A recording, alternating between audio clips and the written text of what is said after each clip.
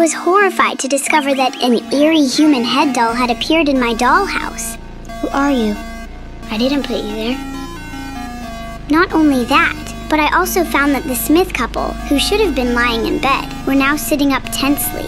Their son was hiding under the covers with a terrified expression. Even the toy dog had been moved to a different position, staring alertly toward the living room. I looked toward the living room and discovered that the human head doll originally placed on the table had somehow ended up on the floor. I reached out to touch its neck area and found it was covered with a blood-like liquid. I felt utterly shocked. Before leaving the room, I warned them all not to move again. However, when I opened the dollhouse again, I discovered that the dolls had moved positions once more. The couple dolls were standing on the stairs, looking in terror at the human head on the sofa. The dog had been locked outside, and their son had been moved to the living room, timidly staring at the skull on the sofa. When I looked toward the living room again, I discovered that the couple on the stairs and the human head on the sofa had all vanished. I frantically searched and finally found the human head doll in the bedroom.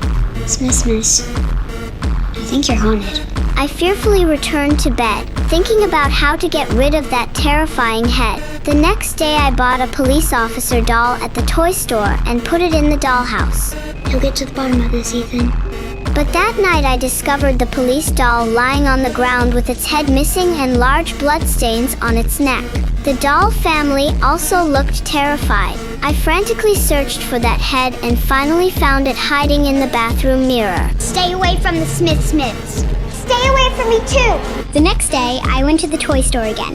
I need something spiritual. Following the owner's recommendation, I bought a priest and put it in the dollhouse. He'll protect us.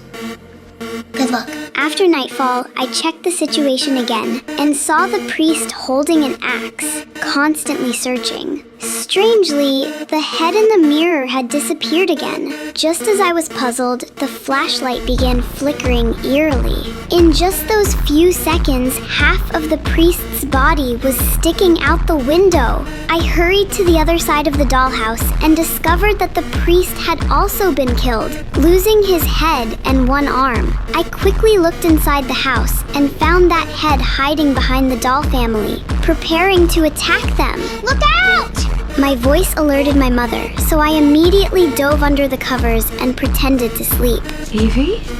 Did you have a bad dream? What? No, I'm okay. You screamed, honey. I did?